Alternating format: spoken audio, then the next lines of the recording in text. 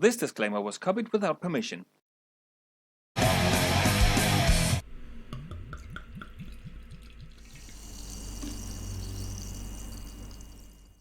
Cheers, Squaffers, Scuttles, Wigglesivers, and all other good people out there. Hopswatch here. We are going to have a little bit of trivia before today's beer, which is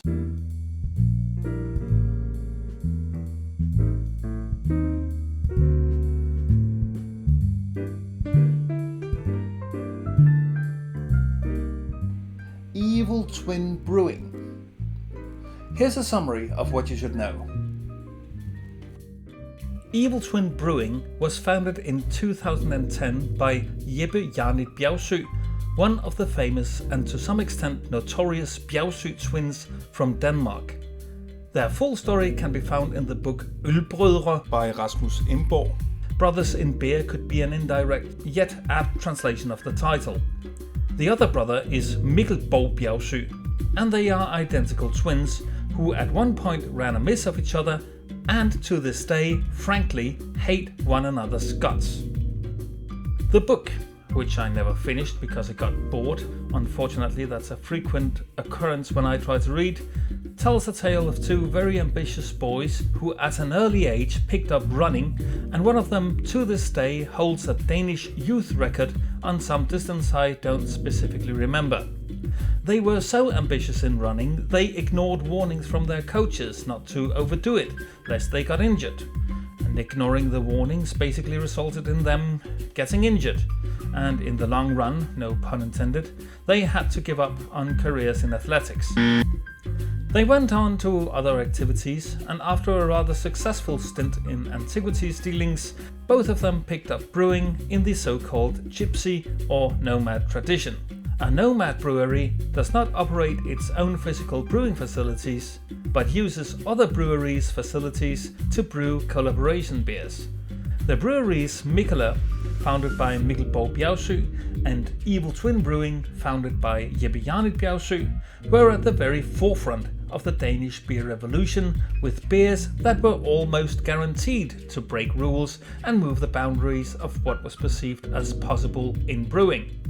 Today, both breweries have concentrated their activities in the United States, where they both have started their own physical brewing facilities, with MacLeod also having opened a brewery in Copenhagen, Denmark.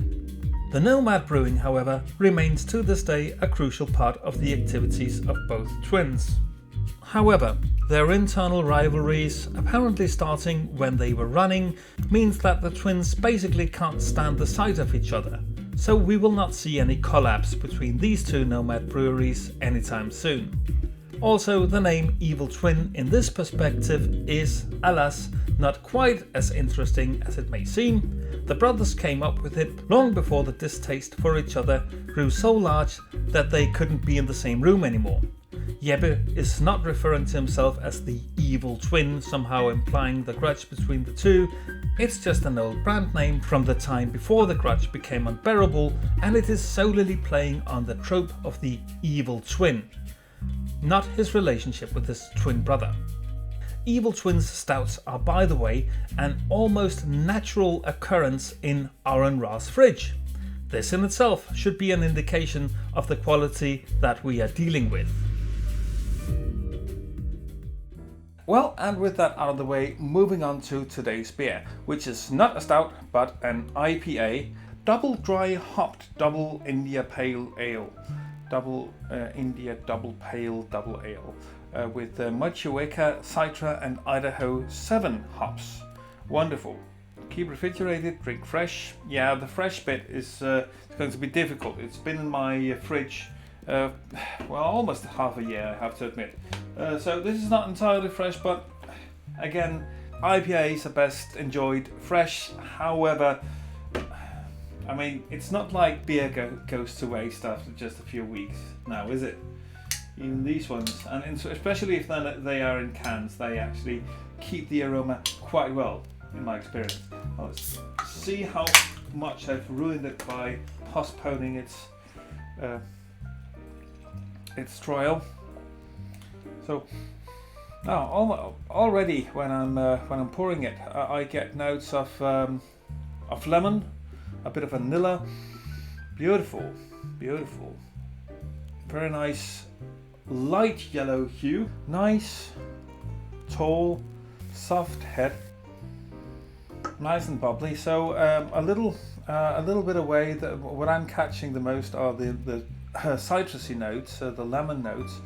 Going a bit closer, you get the traditional notes of pine needles, pine wood. In this case, mixed with a lot of fruity notes, with a lot of orange, some lemon, a bit of lime. This bodes a very, very traditional, which means it bodes well because, I mean, traditional double dry hopped IPAs. There's a reason why this recipe isn't changed. It works perfectly just as it is. No need to change this. Now let's have a taste.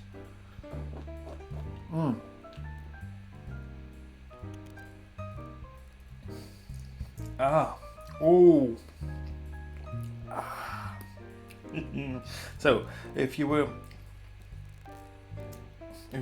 making faces like that, you, without knowing that these are grimaces of absolute pure enjoyment. But if you didn't know, you might think I had a seizure or something like that, or at least that I was tasting something extremely awful, something extremely sour. But no, this is just pure enjoyment.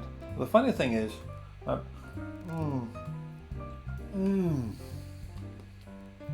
the faces that you pull from absolute aromatic enjoyment are basically the same faces that you make if you taste something that you really, really don't like.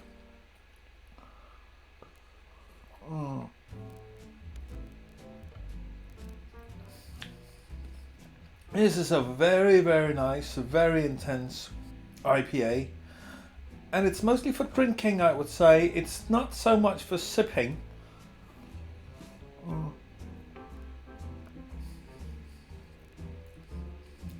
It's actually not your standard long drink. I wouldn't say that it's missing anything in its richness, but it's not overwhelmingly rich. It's a very intense IPA, but it's also light in its richness, which makes it very drinkable. I think this is what you call an IPA that is crushable, which is good. I mean, not really lacking in intensity, only in richness, which means you can enjoy the intense taste of pine needles and citrus fruit without needing to drink too little every time. And it keeps the beer from being absolutely overwhelming. A good and nice and laid back drinking experience.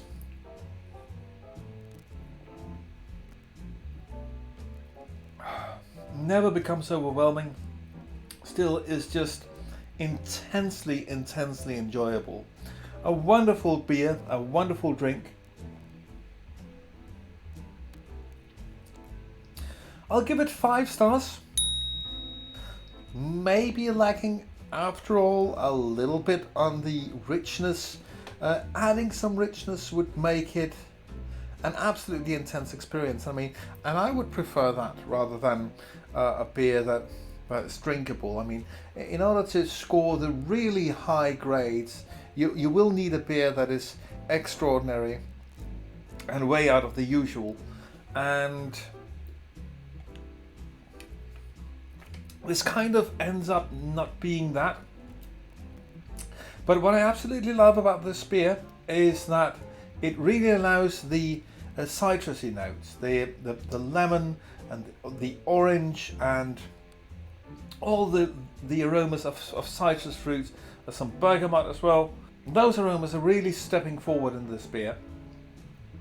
So for anyone who likes fruity aromas in beer, this beer is a must.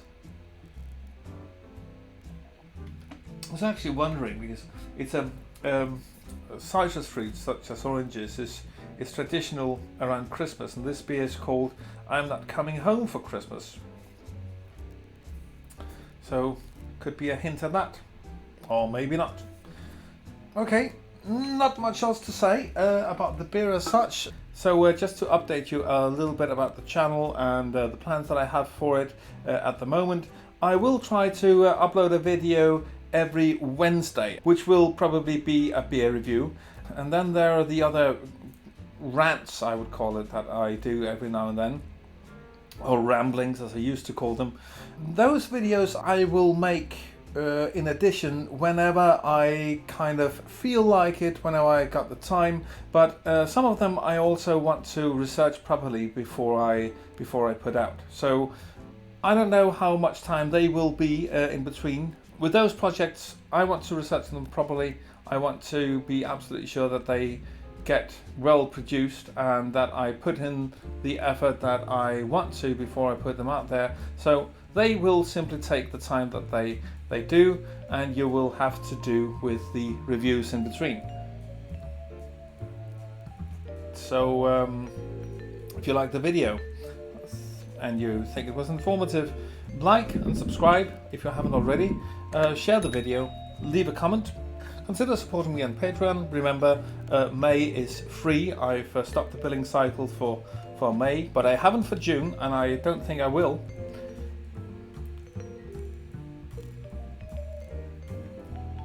And always remember to drink responsibly. Until next time. Cheers.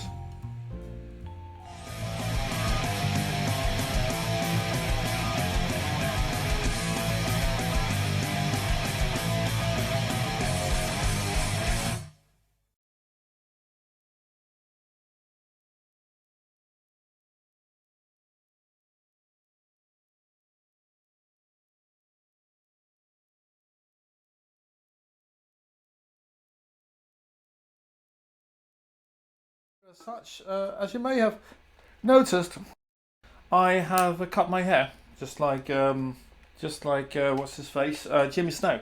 So